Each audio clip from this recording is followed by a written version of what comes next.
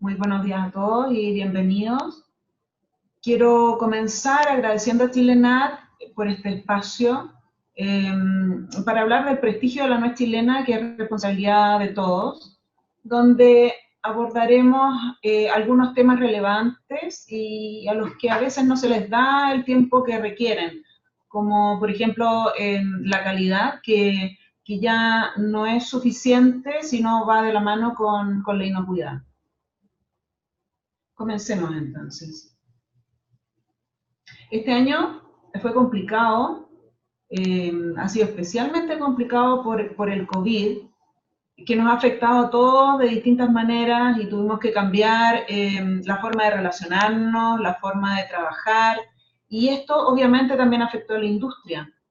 En lo que se refiere a alimentos, las reglas del juego cambiaron en forma permanente, porque ahora los mercados están mucho más exigentes y, y lo que la inocuidad que antes era importante pasó a ser crítica.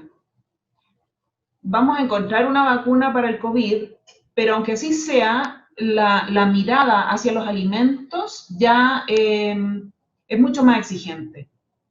Entonces es bueno que revisemos algunos conceptos.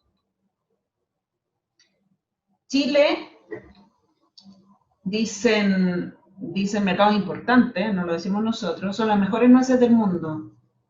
Y, y esperamos en los años venideros un aumento de la producción considerable, pero este aumento de la producción no va a ser solo en Chile, también va a ser un aumento de la producción enorme en nuestros principales competidores, específicamente Estados Unidos. Entonces tenemos que ver cómo hacemos para posicionar esta cantidad de kilos en los mercados de destino, y hay que pensar si estamos preparados para competir con Estados Unidos, porque nuestra competencia no es la empresa del lado, es ni más ni menos que Estados Unidos. Y, y entonces tenemos que ver qué hacer para llegar a los mercados más exigentes y lograr así los mejores precios o los mejores precios y volúmenes. Los contratos normalmente consideran aspectos comerciales, por supuesto, cuándo despachar, cuánto pagar, parámetros legales de formas de pago, parámetros de calidad como qué tipo de producto, mitades, cuartos, colores, calibres, pero también considera aspectos de inocuidad. Y obviamente hay que cumplirlos todos. Estos aspectos de inocuidad van muy ligados con los aspectos legales, porque los parámetros, por ejemplo, microbiológicos, son una ley que hay que cumplir. Los aspectos de contaminación química, como pesticidas, como metales pesados, son ley. Entonces, nos vemos en la obligación de cumplir con la legislación de los mercados de destino. Y en Chile, aparte del Reglamento Sanitario de los Alimentos, existe también la norma técnica 174 del Ministerio de Salud, que obliga a los que procesan alimentos a tener implementado el HACCP. Este es el análisis de peligro y puntos críticos de control. Entonces los que creen que porque envasan solamente nueces con cáscara no tienen nada que hacer, están equivocados. En lo que se refiere a calidad, lo importante en general siempre han sido los rendimientos pepa cáscara, el color, que ojalá sea Extra Light Light, los calibres, ojalá 32A, y por supuesto que no tenga idealmente daños internos ni externos. Siempre va a haber mercado para calibres más pequeños, para colores más oscuros, pero esos dificultan la gestión del área comercial y posicionar los productos, porque lo que prefieren los mercados son otros. Lo voy a dejar ahora con Eric Sea, de Chilenat, que va a ahondar un poquito en los temas de calidad y luego retomo yo nuevamente con inocuidad. Muchas gracias, Paulina, por tu introducción. Yo en esta parte de la presentación les voy a mostrar los principales parámetros de calidad que hemos ido recopilando en Tilenat a través de nuestros socios. Uno de los trabajos que realiza permanentemente Tilenat es recopilar información para ponerla disponible para todo el público, para mejorar la toma de decisiones y favorecer el desarrollo de la industria. Obviamente es mucho más fácil tomar decisiones con la información oportuna y que corresponda a cada momento. Bien, ¿por qué es importante la calidad? Hoy en día la industria, como todos saben, se encuentra en momentos difíciles, momentos apretados, hay producciones en el mundo en aumento, por lo tanto, uno de los puntos importantes que tenemos que tener siempre presentes es la calidad. Si bien ustedes quizás ya están muy familiarizados con este tema, es muy importante que lo estemos monitoreando permanentemente, porque a veces se nos olvidan algunas cosas y verlo en perspectiva, analizado con toda la industria, es muy interesante, digamos. ¿Por qué es importante la calidad? Bueno, en primer lugar, los precios dependen directamente de la calidad. Hoy en día hay una tendencia en la industria, las exportadoras o gran parte de las exportadoras pagan en base a esta calidad, pagan en base al calibre. Por lo tanto, nuestro resultado va a estar en función de estos parámetros. Dicho esto, influye obviamente directamente sobre nuestros ingresos, por lo tanto es un factor clave que tenemos que estar vigilando permanentemente. Es importante poder compararnos. Si no sabemos dónde estamos posicionados, si no nos podemos comparar con el vecino, ¿cómo vamos a saber dónde están nuestras opciones de mejora, ¿cierto? Y esto, ¿qué es lo que nos permite? Obviamente, poder realizar mejoras y ser más eficientes. Y tal como les comentaba al inicio, hoy día la situación, la industria mundial está enfrentando crecimientos de la producción y por lo tanto la oferta es mayor. Los márgenes son cada vez más ajustados, por lo tanto nosotros tenemos que apuntar a mejorar la rentabilidad, evitar los errores y las ineficiencias y obviamente mejorar el costo-beneficio que tenga nuestra producción. Bien, si analizamos el primer factor relevante que sería el rendimiento de pulpa, yo acá les voy a mostrar la evolución que ha tenido desde el año 2014 hasta la fecha, donde nosotros, ¿qué es lo que podemos ver acá? Desde el año 2017 hasta ahora se ve una disminución paulatina, digamos, del rendimiento. Sin embargo, ¿qué es lo que podemos sacar como conclusión acá? Si nosotros comparamos o pensamos que el año 2017 fue el año con nuestro mayor potencial en cuanto al rendimiento de pulpa, quiere decir que hoy día hemos perdido 1,5 puntos porcentuales de rendimiento de pulpa o rendimiento de partido, ¿cierto? Si bien la explicación es multifactorial, porque hoy día tenemos por una parte el tema del cambio climático y la disponibilidad de agua. Esta temporada en particular, obviamente, esto produjo en la zona central y zona norte problemas con las sales, por lo tanto, el rendimiento ha estado afectado desde ese punto de vista, climático, por decirlo así, o disponibilidad del recurso hídrico. Adicionalmente, tenemos que los huertos que han sido plantados en los últimos años ya han llegado a una etapa de madurez. Como sabemos, la producción en los primeros años siempre la calidad es mucho mejor y cuando llegamos ya a un estándar de plena producción, las calidades comienzan a disminuir y esto puede ser también una de las explicaciones. ¿Ya? ¿Qué es lo importante acá que queremos destacar? Que en el fondo, si tengo 100 kilogramos de nueces con cáscara, voy a obtener 49,5 kilogramos, en el caso de la temporada 2020, por ejemplo, versus 51 kilogramos que podríamos haber obtenido pensando en un rendimiento de pulpa de la temporada 2017. ¿Qué significa esto? Un punto porcentual en el rendimiento de pulpa implica más o menos un 2% de aumento en el precio. ¿Ya? Entonces, para que ustedes puedan ver, digamos, el contexto, seguimos con el rendimiento de pulpa, pero vamos a analizar como la dispersión, cómo podemos ver algunos datos nosotros. Esto es datos 2020, la zona norte muestra un rendimiento de pulpa un poco mejor que la zona centro, probablemente muy influenciado por lo que les comentaba inicialmente, del tema de las sales de la región metropolitana principalmente. La zona sur obviamente es la que muestra un rendimiento un poco mejor y eso cuadra también con las plantaciones que se han hecho en los últimos años, muy enfocados en la zona sur. Por lo tanto, huertos nuevos que están entrando a producción muestran un poquito mejor calidad. Estos son los datos que tenemos, algunos datos que tenemos de cómo se mueve la dispersión en los distintos, la dispersión del rendimiento de pulpa en distintos productores, ¿ya? Entonces, ¿qué es lo que podemos ver acá? Que tenemos distintas realidades, ¿cierto? Tenemos productores que podrían tener un 48% de rendimiento de pulpa o un 51% de rendimiento de pulpa. ¿Eso qué es lo que significa? Que son 3 puntos porcentuales de dispersión o de una oportunidad de mejora, que es lo que yo les quiero transmitir al mostrar estos datos. ¿Ya? Si llevamos esto a plata o algo más tangible, ¿cierto?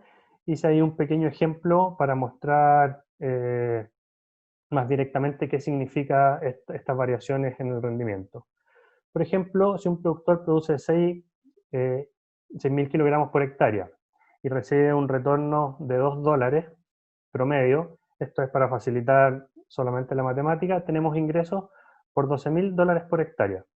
Si dijimos que un punto porcentual nos genera un 2% de aumento en los ingresos, podríamos hablar de que este aumento genera $240 por hectárea de ingresos. Si nosotros aumentamos 2 puntos porcentuales el rendimiento, estaríamos hablando de 480, y así como en el caso de los 3 puntos porcentuales, podríamos estar hablando incluso de $720 por hectárea, que podríamos mejorar nuestros ingresos debido a ponerle ojo ahí al rendimiento de pulpa. ¿Ya? ¿Por qué este dato es importante? Al igual que todos los otros parámetros de calidad, porque en el fondo lo que nosotros queremos hoy en día es poder posicionar nuestra fruta en la mayor cantidad de destinos posible, tratar de llegar a todos los mercados, que nuestra fruta no esté limitada solamente, no sé, a exportarla con cáscara o que debido a las manchas o defectos tengamos que meterla a una máquina o tener que partirla. Si los rendimientos de pulpa no son los óptimos, el partido manual se ve muy limitado, ¿cierto? Porque obviamente lo que busca uno ahí es poder tener fruta con el mayor contenido de pulpa posible, cosa que pague los costos de proceso del partido manual. Por lo tanto, tenemos que hacer una fruta que sea comercialmente atractiva y que sea versátil para llegar a todos los mercados. Bueno, vimos ya el rendimiento de pulpa y ahora nos pasamos a otro de los parámetros más relevantes dentro de la calidad, que es el calibre. Acá les presento en primer lugar la curva de calibres o la dispersión de calibres del año 2014.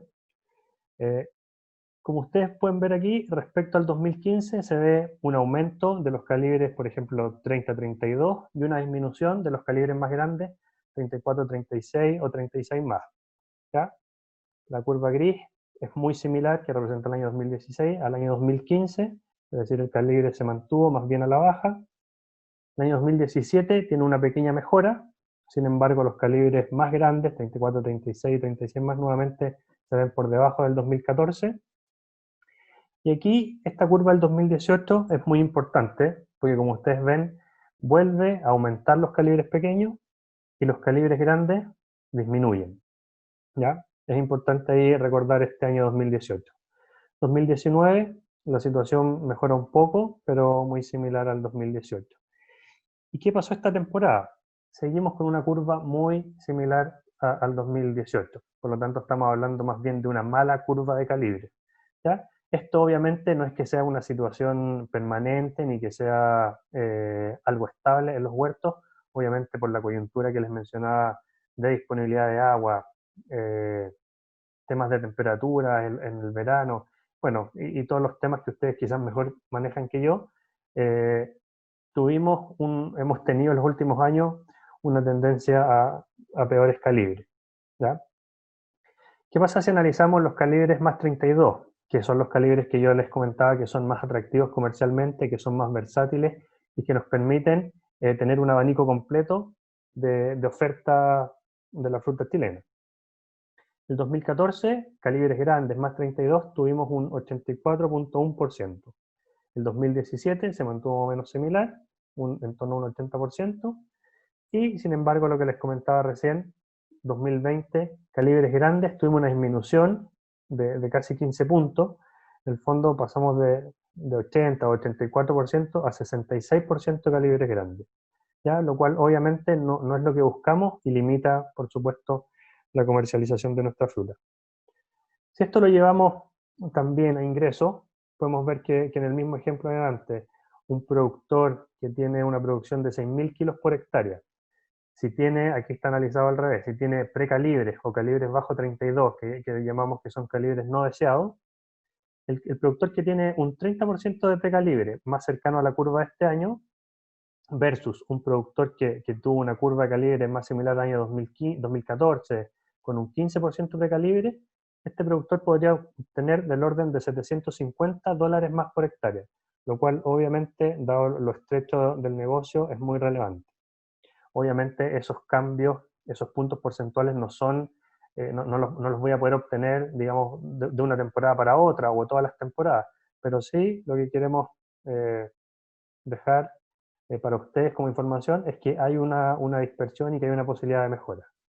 Si esto lo hacemos también el ejercicio, un productor que tiene 8.000 kilos por hectárea, obviamente el diferencial de ingresos aumenta aún más y se puede llegar a los $1.000 por hectárea. Obviamente mantener y lograr un aumento en la curva de calibre a mayor rendimiento es mucho más difícil. ¿Ya? Si continuamos ahora también con el tema de los calibres, pero analizamos la dispersión de los datos, tenemos que también hay una pequeña diferencia. La curva gris, como ustedes ven ahí, que representa la zona sur, ha mostrado o mostró esta última temporada una tendencia a un poco más de calibres grandes, lo que concuerda con lo que veníamos conversando en las slides anteriores. ¿Ya? Sin embargo, aquí lo importante también es que si analizamos los calibres más 32, los calibres más grandes, hay productores, estos son datos promedio de algunos productores, tenemos productores que pueden tener un 50% de fruta sobre calibres 32 versus un 80% de fruta sobre calibres 32, lo que nos da aproximadamente 25 puntos porcentuales de dispersión o de oportunidad de crecimiento. Por lo tanto, es un parámetro importante que tenemos que estar monitoreando permanentemente. Bien, ya analizamos entonces el rendimiento, el calibre, vamos a pasar con el color. Tal como en las slides anteriores les presento la distribución de los colores en este caso en las distintas temporadas. Vemos ahí que el año 2017 el porcentaje de Extra Light es de un 71%, un muy buen porcentaje de colores Extra Light. Al igual que el año 2019, donde aumenta a un 73% y 21% de colores light. Es bueno analizar siempre, como la determinación del color es algo más bien subjetivo, es bueno poder analizar el color extra light y light en conjunto, como colores claros, ¿ya? Por lo tanto, aquí, si nos vamos ya al año 2020, tal como está acá, vemos que el extra light disminuyó a un 65%, y lo más importante es que el light aumentó un 29%, con promedios que venían del orden de 23, 25%, 21% en el 2019. Y lo más importante acá es que aumentó dentro del light, aumentó mucho la categoría de light más oscuro.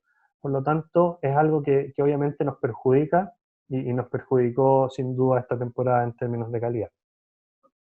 Bueno, ahí por ejemplo en el año 2016 también el porcentaje amarillo es muy alto, pero eso responde a problemas climáticos, a las lluvias que tuvimos esa temporada en plena cosecha. Ya lo mismo, si vemos el color y la dispersión a través de la zona, vemos que la zona norte tiene un poco menos, aquí ya está agrupado en extra light y light, levemente menor los porcentajes de nueces claras respecto a la zona centro y a la zona sur, que también muestra ahí bien buenos resultados respecto al color. Al gráfico de la derecha es lo mismo, la dispersión que hay entre el porcentaje de extra light y light de algunos productores. Como ustedes pueden ver, hay 7 puntos porcentuales de los que yo podría mejorar mis mi distribución de color, y obviamente esto se logra, bueno, por una parte tengo que estar en la zona adecuada, con el clima adecuado, pero también va muy relacionado a las temperaturas, a la disponibilidad de agua en el verano y por sobre todo a la cosecha, que la cosecha se realice de forma oportuna y de buena manera. La velocidad de la cosecha y el despelonado y el secado es clave para mantener el color. Ya, vimos entonces rendimientos, calibres, color, y ya nos acercamos a la última parte que serían los defectos externos. Aquí, ¿qué es lo que les quiero recalcar? Al igual que al inicio, es que en el fondo los defectos externos afectan directamente la posibilidad de comercialización de la fruta. Si yo tengo una mala fruta en términos de manchas, trizaduras, etc., yo ya limito mi fruta a no poder venderla con cáscara. Esa fruta tiene que entrar directamente a una partidora o a un partido manual. Por lo tanto, ya estoy limitando la posibilidad que tiene esa fruta de venderla comercialmente. ¿Ya?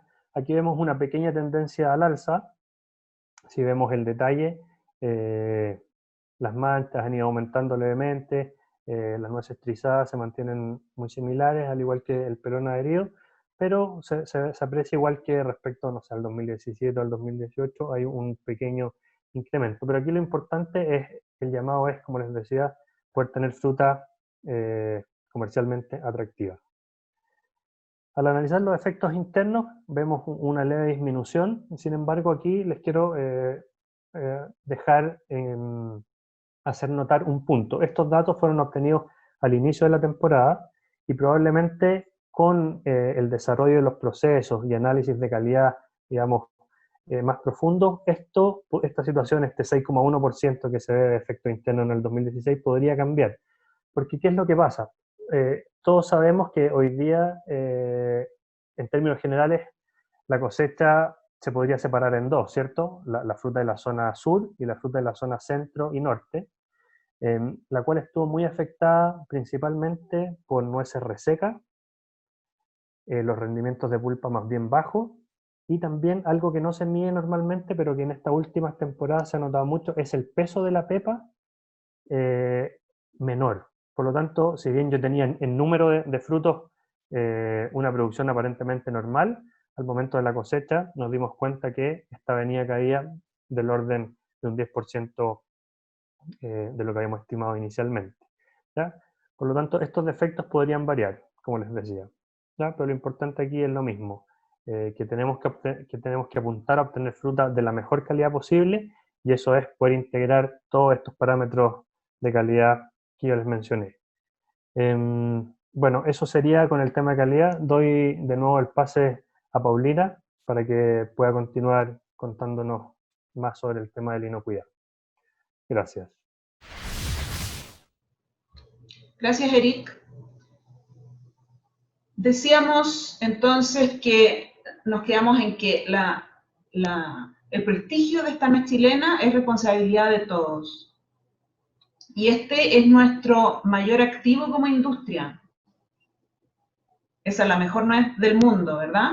Y esta magia comienza en el campo con un producto de óptimo, esperemos, y va incorporándose como un ingrediente más en esta juguera de etapas donde se forma una amalgama de trabajos conjuntos, el trabajo del campo, el trabajo del despelonado secado, de las plantas de proceso, del área comercial, que permite llegar entonces al consumidor final con el mejor producto.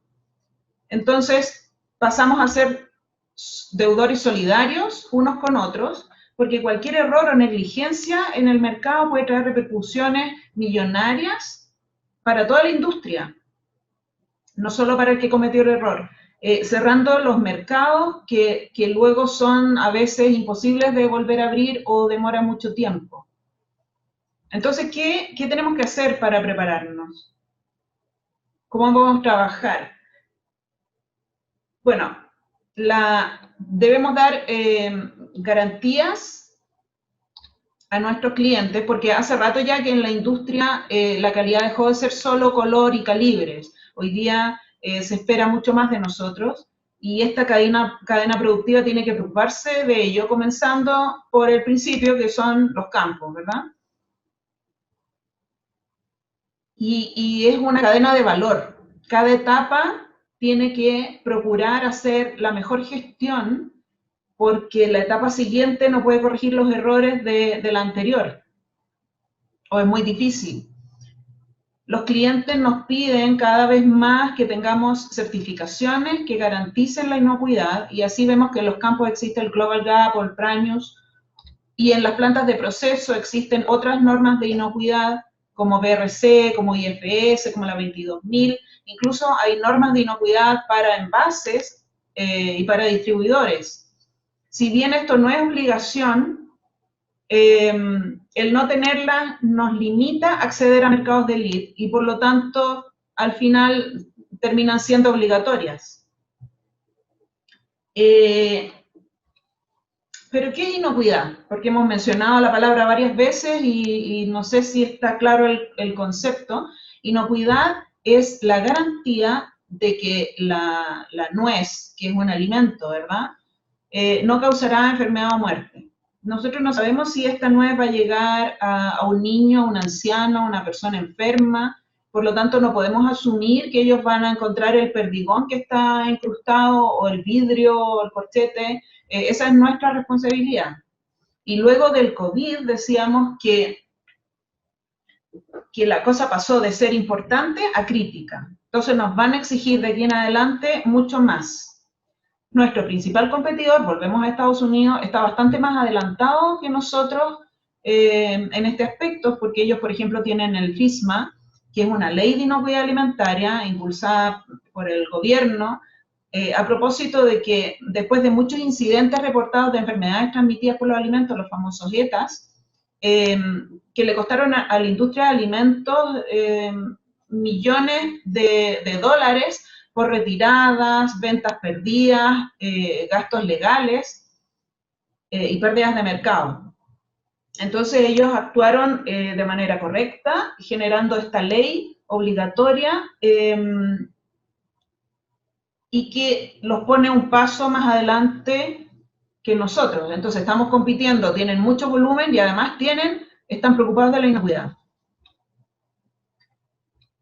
La calidad de esta nuez ya no puede ir separada de la inocuidad, no se conciben, deben ir juntas y nosotros tenemos que dar garantía de ellos a los clientes. Es la única manera de acceder a los mercados. Porque una falla, repito, puede implicar la destrucción de productos, la pérdida de imagen país y el cierre de mercados. ¿Y cómo perdemos esta inocuidad? Bueno, con factores físicos como las materias extrañas, por ejemplo, químicos como las micotoxinas, la rancidez, los pesticidas, los metales pesados, los alérgenos y biológicos como los microorganismos. Todos estos se ven favorecidos por ejemplo, el agua de riego, agua utilizada en el despelonado, agua utilizada en las plantas de proceso, temperaturas de secado, temperaturas de almacenamiento, humedad, demoras en bajar la humedad de la nuez al momento de la cosecha, o no secar lo suficiente, que está muy ligado con el AW o actividad de agua, que es el agua libre, de la cual disponen las reacciones químicas y microbiológicas para desarrollarse, así como también el oxígeno, que es requerido por los microorganismos, y las reacciones químicas. Entonces hay que tener en consideración estos factores para mantener esta inocuidad de buena manera. En microbiología hay 3 grandes grupos que nos preocupan en nueces, lo vamos a ver de manera bien superficial para que se entienda. Y tenemos los patógenos, por ejemplo, que son capaces de causar enfermedades o muerte. Aquí tenemos la Escherichia coli, Salmonella y Listeria. Los 2 primeros se encuentran en los intestinos de hombres y animales. Ojo, animales o los perros, los caballos, no tengo idea de lo que puedan tener en los campos, afectan la inocuidad. y la listeria en ambientes húmedos o suelos y vegetación en descomposición. Entonces nos preocupa, por ejemplo, el guano, fertilizantes naturales que no han sido tratados y que por lo tanto pueden tener patógenos, la tierra, el agua no potable utilizada, los manipuladores, problemas de higiene y de humedad. Otro gran grupo son los deterioradores, que afectan el color, el sabor, el aroma y la textura. Aquí encontramos los hongos y las levaduras, que se encuentran en todas partes, en el aire, en el agua, en la tierra. Entonces nos preocupa, por supuesto, la tierra, el agua no potable, mala higiene y la humedad. El último grupo son los microorganismos indicadores, que nos alertan de la presencia de patógenos o de malas prácticas. Nos encontramos entonces con el recuento de aerobios mesófilos o RAM, enterobacterias, coliformes y Staphylococcus aureus. Los tres primeros se encuentran de nuevo en los intestinos de hombres y animales, y los últimos, por problemas de prácticas de higiene, se encuentran en general en el tracto bucofaringeo, o sea, nariz y boca, y en el pelo también. Y nos preocupan de nuevo el guano, la tierra, el agua no potable, los manipuladores y malas prácticas de higiene. Entonces, en resumen, los problemas microbiológicos comienzan en el campo, con el agua de riego, la tierra, las heces de animales, el guano utilizado como fertilizante, en las plantas de despelonado con aguas no potabilizadas. Aquí sería bueno que vieran la cápsula de inocuidad relacionada con el agua de Chilenat de agosto de este año. Y en las plantas de proceso, entonces, podría llegar una materia prima contaminada ya desde el campo, y peor aún si tiene porcentajes altos de trizadas, quebradas o partidas, porque entonces la pepa ya está contaminada. Ahora, cuando esta fruta ingresa al cracking, la contaminación de la cáscara va a pasar a la pepa. Por lo tanto, hace muy difícil lograr los requerimientos de los mercados y la legislación en relación a inocuidad. Los manipuladores fueron y van a ser siempre una fuente importante de contaminación microbiológica. Por lo tanto, hay que preocuparse del lavado de manos, de las uñas cortas, limpias y actitud, sobre todo actitud inocua. O sea, si yo tengo las manos limpias, pero me voy con mi ropa de trabajo al baño, difícil lograr el objetivo. Entre las contaminaciones químicas teníamos también las micotoxinas, que están muy relacionadas con los microorganismos, porque estas micotoxinas son toxinas producidas por microorganismos, en este caso hongos, ciertos hongos que bajo condiciones favorables de temperatura y humedad producen estas toxinas. En Chile, es difícil encontrar, yo no he detectado al menos, porque no se dan estas condiciones de temperatura y humedad que más o menos tropicales, pero hay que estar alertas porque el clima ha ido cambiando y podrían tal vez incluso nueces que quedan de un año para otro tiradas en el suelo podrían presentar este problema, así que hay que estar alertos. En nueces las más importantes son las aflatoxinas y las ocratoxinas A. Como les decía, no es muy común encontrarlas, pero hay que poner atención. Lo importante a saber es que estas no pierden su toxicidad después de cocción o pasteurización, o sea, no las podemos eliminar. Se producen por periodos prolongados de almacenamiento o transporte, con las condiciones que mencioné. Tienen efectos sobre la salud del ser humano, como cáncer, cirrosis, muerte incluso. Y esta, junto con la salmonela, que ya vimos que es un patógeno, es la alerta más notificada por las autoridades de la Unión Europea. Otro problema, otra forma de perder la inocuidad son las materias extrañas. Obviamente el producto terminado no debe tener elementos extraños que puedan causar daño al consumidor. Desde el campo viene de todo, regadores, fierros, vidrios, perdigones. Entonces hay que tener cuidado con lo que se envía junto con las nueces, porque por ejemplo, que se rompa un vidrio en la máquina partidora, eliminarlo es dificilísimo. Y esto pone en riesgo entonces nuevamente el cumplimiento legal. Igual de las cáscaras y los septum, que forman parte natural de la nuez, también son restringidas por las mismas razones. Hemos visto entonces la micotoxina, los microorganismos, las materias extrañas. Otra forma de perder la inocuidad son contaminación química por pesticidas. Los pesticidas tienen que ser amigables con el medio ambiente, pero los residuos que dejen no deben afectar al consumidor, que puede producir cáncer, efectos cerebrales, daños en el feto. Y estos ingredientes activos prohibidos, que tienen límites muy bajos, dificultan la comercialización de las nueces en importantes destinos.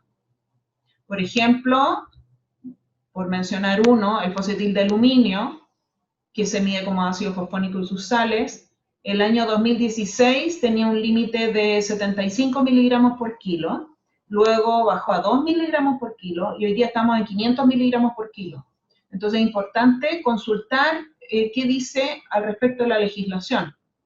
Estos plaguicidas en general son bastante caros y por eso es importante que los asesores estén atentos. A veces no se llevan cuadernos de campo o no se quiere informar cuáles son los pesticidas que se aplican porque, no sé, su receta secreta.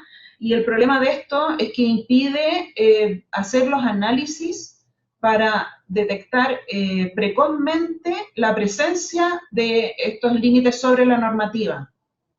No hay ningún análisis en el mundo que pueda detectar todos los pesticidas que se pueden usar en las nueces. Entonces, si no se informan, podría ocurrir que uno no sepa y está entonces exportando un producto contaminado con algún pesticida y que sea detectado en el mercado de destino, que es el peor de los casos. Entonces, ¿qué hacer? Tenemos que trabajar con los productos autorizados por el SAC para nueces. Tenemos que trabajar con productos que estén permitidos en los mercados de destino. La mayor cantidad de las nueces chilenas se van a Europa, entonces los asesores deben consultar cuáles son los productos que no tienen restricciones. Hay que usar las dosis recomendadas y respetar obviamente los periodos de carencia. Y además hay que almacenar con acceso restringido para prevenir actos malintencionados o sabotajes, food defense, defensa alimentaria. Y aquí tenemos un ejemplo hace poco, lamentablemente, que ocurrió un acto de sabotaje donde agregaron un herbicida al agua de riego de un campo orgánico. Tanto el FISMA como las normas de inocuidad europeas están preocupadas también de los actos malintencionados. Aquí sería bueno que vieran la cápsula de pesticidas de Chilenat de septiembre de este año. Para seguir con las posibilidades de pérdida de inocuidad, nos encontramos con la rancidez, que además de afectar o producir olor y sabor desagradable, pueden causar enfermedad. Los mercados asiáticos son muy sensibles a este tipo de problemas. Normalmente se miden con índice de peróxido o FFA, y los factores que la causan son altas temperaturas, presencia de oxígeno, luz y humedad. Entonces hay que tratar de controlar esas variables. Otra forma de perder la inocuidad es la presencia de alérgenos. Los alérgenos son productos alimenticios en este caso, que a las personas hipersensibles les puede causar una reacción alérgica tan grave que hasta puede provocar la muerte. Los alérgenos en la industria de alimentos son los crustáceos, los cereales, los huevos, los pescados, el maní, soya, leche, frutos secos, apio, mostaza, sésamo, sulfitos, rap, moluscos y todos los derivados de ellos. Los frutos secos tenemos que la nuez es obviamente un alérgeno, ¿verdad? Pero son alérgenos distintos. La nuez es un alérgeno diferente de las almendras, de las avellanas, de los pistachos, por lo tanto no los podemos mezclar. No los podemos trabajar como todos frutos secos, todos juntos, no. Para evitar la contaminación, entonces, las máquinas de cosecha, los envases, los contenedores, el de almacenamiento, proceso, manipuladores, no deben tener contacto entre sí sin limpieza previa. Esta limpieza debe ser bastante exhaustiva, incluso un triple lavado, para no contaminar un alérgeno con otro. Otra forma de perder la inocuidad es la presencia de metales pesados en las nueces, que tienen un efecto acumulativo, por eso son preocupantes, y los principales a considerar son el plomo, el cadmio, el mercurio y el arsénico. Aquí tenemos que tener cuidado con los fertilizantes, algunos fertilizantes que pueden tener metales pesados. La no inocuidad, que suena raro, no inocuidad, afecta a la imagen país. En Europa existe un sistema de alerta rápida de alimentos contaminados o con problemas de inocuidad. Y yo busqué algunos ejemplos recientes. Por ejemplo, en Holanda tenemos una alerta de fruta proveniente de Moldavia, de nueces sin cáscara, que tenían vidrios. Si ustedes se dan cuenta, esto es una alerta del país, Moldavia en este caso, que produce nueces sin cáscara con vidrio. No están hablando de la empresa tanto, del productor tanto, es el país el que se ve afectado. Otro ejemplo es una alerta generada por Alemania, donde encontraron nueces con cáscara provenientes de Hungría y que tenían salmonela. Ya vimos que la salmonela es un patógeno. En este caso tuvieron que dar aviso al consumidor y provocar un recall. Las alertas entonces de problemas de inocuidad implican avisar a la autoridad sanitaria del país productor de esta nuez, en este caso sería el Ministerio de Salud. Queda además esta falta en el RAS por muchos años, lo que afecta obviamente a la imagen del país, y queda a la vista de los mercados para cuando quieran consultar. Otro ejemplo que tenemos reciente también fue en agosto de este año, donde China suspende la importación de cerezas de Turquía porque encontraron insectación viva en algunos contenedores, una plaga cuarentenaria. ¿Y a qué me refiero entonces? Que algunos cometieron el error, voluntario e involuntario, pero implicó que China cerró las puertas para todo el país. Por eso hay que preocuparse de esto. La máxima entonces de la industria es que una buena materia prima más un buen proceso nos va a dar un buen producto final. Si la materia prima no es buena, por muy bueno que se haga el proceso, va a dificultar la obtención de un buen producto final. Y si la materia prima es de excelencia, un mal proceso obviamente va a echar a perder esta materia prima. Entonces, esta cadena de valor tiene que actuar de manera conjunta para que todos trabajemos en pro de obtener un producto de excelencia. Entonces, este prestigio de la nuez chilena es responsabilidad de todos. Muchas gracias.